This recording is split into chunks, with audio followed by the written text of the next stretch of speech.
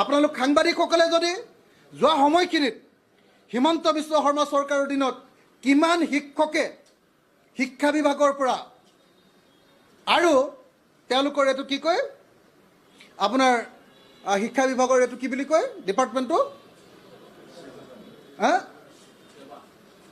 শিক্ষা বিভাগৰ যেটো প্ৰজেক্ট চলি আছে কি কয় এটো যেনেকে সৰ্বশিক্ষাৰ যদি আপোনালোকে হিচাপ তেতিয়া হলে গম পাব যে কিমানজন মানুহে এই সময়খিনিত চাকৰিৰ পৰা ৰিটায়াৰমেণ্ট ললে চাকৰি এৰি থৈ আহিলে হে চাকৰি এৰি থৈ অহা মানুহখিনিয়ে আকৌ ৪১,৯২০ত অন্তৰ্ভুক্ত হ'ল গতিকে ৪১,৯২০টো আসলতে শুদ্ধ তথ্য নহয় এটো এটা মিছনমাৰ তৃতীয় বস্তুটো হ'ল আপোনালোকৰ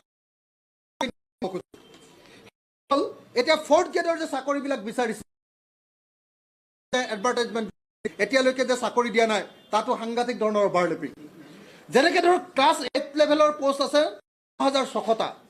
ক্লাছ 10 লেভেলৰ 4,300টা হায়াৰ ছেকেণ্ডাৰী লেভেলৰ পোষ্ট আছে 2,800টা ডিগ্ৰী লেভেলৰ পোষ্ট আছে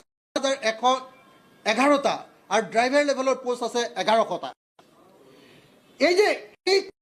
8 ক্লাছ 10 হায়াৰ ছেকেণ্ডাৰী লেভেল আৰু ড্ৰাইভাৰ লেভেলৰ পোষ্ট এই গোটেইকেইটা পোষ্টত একেজন মানুহে পোষ্টবিলাকত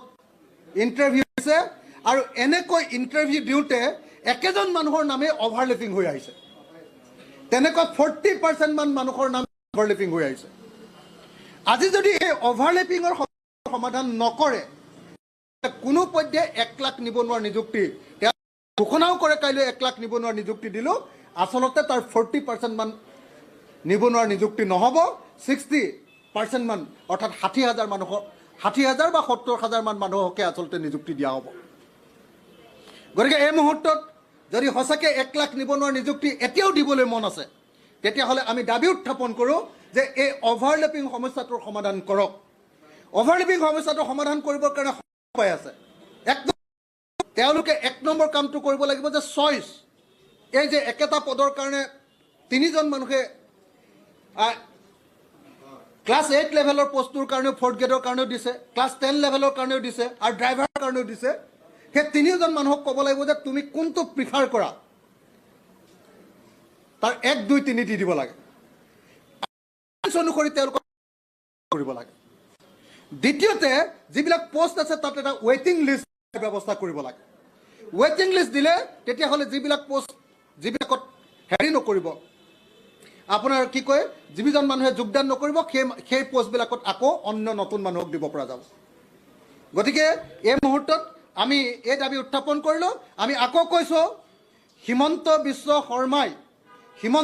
শৰ্মা চৰকাৰ তেওঁলোকৰ প্ৰধান প্ৰতিশ্ৰুতিটো পূৰণ কৰাত ব্যৰ্থ হৈছে 1 লাখ নিবনুৱাৰ নিযুক্তি দিয়াত ব্যৰ্থ হৈছে তেওঁলোকে এবছৰৰ ভিতৰত 1 লাখ নিবনুৱাৰ নিযুক্তি দিব নোৱাৰিলে আৰু ৪১,৯২০টা যি নিযুক্তি দিছোঁ বুলি কৈছে সেইটো মিছনমাৰ তাতো আচলতে ৪১,৯২০টা এতিয়ালৈকে নিযুক্তি হোৱা নাই একেটা পদতে অভাৰলেপিং হৈছে আৰু এই অভাৰলেপিং সমস্যাৰ সমাধান কৰাৰ কাৰণে কোনো ব্যৱস্থা গ্ৰহণ কৰা দেখা নাই আমি অনতি বিলম্বে এই নিবনুৱাৰ নিযুক্তি আৰু তাৰ পৰৱৰ্তী সময়ত 1 লাখ নিবনুৱাৰ নিযুক্তি সম্পূৰ্ণ কৰিবৰ কাৰণে দাবী উত্থাপন কৰিলোঁ এই সম্পৰ্কত মোৰ বিধানসভাত প্ৰশ্ন উত্থাপন কৰা হৈছে বিভিন্ন ডিভাইচত এই সম্পৰ্কত মই আবেদন কৰিছোঁ আৰু আশা কৰোঁ অসম বিধানসভাৰ ভিতৰতো চৰকাৰক এই সম্পৰ্কত মই জবাবদিহি কৰিব পাৰিম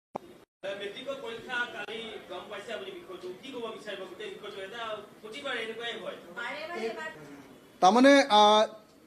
যেতিয়া পৰীক্ষা নাপাতে তেতিয়াহে তেওঁলোকৰ পেপাৰ লিক নহয় পৰীক্ষা যেতিয়া নাপাতে আৰু মইতো ভাবোঁ যে আচলতে এই যে পেপাৰ লিক ইমান যে হয় এইটোহে আচলতে মুখ্যমন্ত্ৰীয়ে যে বেলেগ বেলেগ হেৰিয়াৰ কথা কৈ আছে গ্ৰীনিছ বুক অফ ৱৰ্ল্ড ৰেকৰ্ডৰ কথা কৈ আছে এইটোহে আচলতে গ্ৰীনিছ বুক অফ ৱৰ্ল্ড ৰেকৰ্ডত আহিব লাগে যে অসম চৰকাৰে এতিয়ালৈকে পতা কিমানটা পৰীক্ষাত বিজেপি চৰকাৰৰ দিনত কিমানটা পৰীক্ষাত এতিয়ালৈকে পেপাৰ গৰুৰে খাইছে কিমানখন পেপাৰ লিক হৈছে আৰু এনেকুৱা গোটেই পৃথিৱীত নিশ্চয় কোনো পৰীক্ষাতে বা কোনো বৰ্ডতে বা কোনো দেশতে নিশ্চয় এনেকৈ পেপাৰ কেতিয়াও লিক নহয় গতিকে এইটো গিনিছ বুক অফ ৱৰ্ল্ড ৰেকৰ্ডত 14 এপ্ৰিলত যে প্ৰধানমন্ত্ৰী আহিব সেইদিনা একেটা সময়তে আমাৰ বিহুৰ নাচনীসকলৰ লগত তেওঁ সেলফি লওঁতে একেটা সময়তে গিনিছ বুক অফ ৱৰ্ল্ড ৰেকৰ্ডত এই ৰেকৰ্ডটো কৰি গ'লে অসমৰ নাম্বাৰটো 3 নম্বৰলৈ হৈ যাব আমাৰ মুখ্যমন্ত্ৰীও আৰু এটা উফাইদাং মাৰিব পাৰিব যে গিনিজ বুক অফ ৱৰ্ল্ড ৰেকৰ্ডত আমি আৰু 3 নম্বৰত সোমাই গ'লোঁ, আৰু এটা সোমাই গ'ল কি যে আমাৰ পেপাৰ লিক হোৱা কথাটো। আৰু এই চৰকাৰখনে আৰু কেইটামান Guinness book of world record কৰিবৰ কাৰণে চেষ্টা কৰি আছে। এনকাউণ্টাৰটো, এইটো চাগে পৃথিৱীত ইমান এনকাউণ্টাৰ ক'তো, ভুৱা এনকাউণ্টাৰ ক'তো নহয়।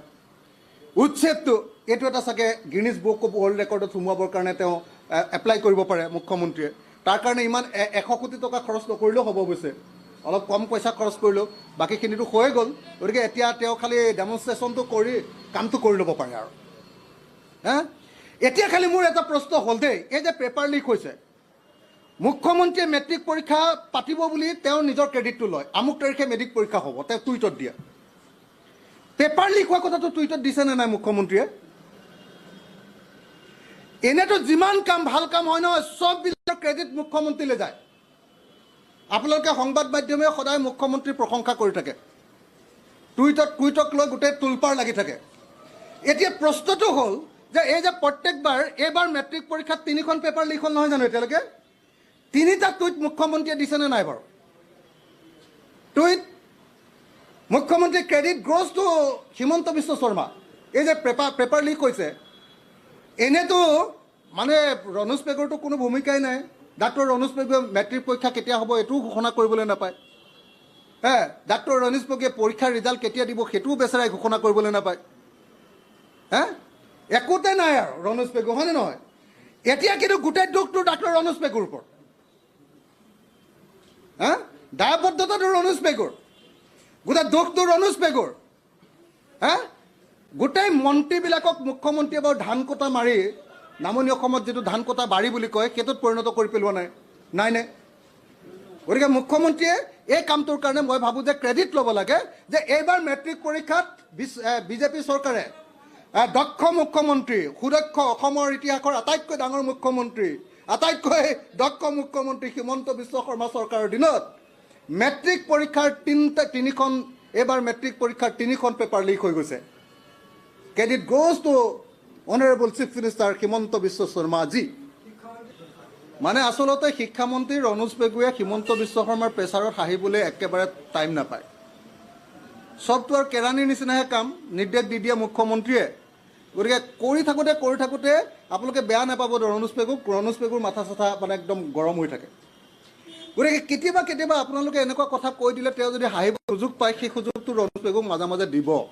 নহ'লে ইমান টেনশ্যনত কেতিয়াবা প্ৰব্লেম হ'ব ন দেই, এইটো সুযোগ মাজে মাজে দি থাকিব প্লিজ। এতিয়া বিষয়া ক'ত থাকিব সেইটো আমাৰ সন্মানীয় দক্ষ মুখ্যমন্ত্ৰী হিমন্ত বিশ্ব শৰ্মাৰ মানে সন্তুষ্টিৰ ওপৰত নিৰ্ভৰ কৰে।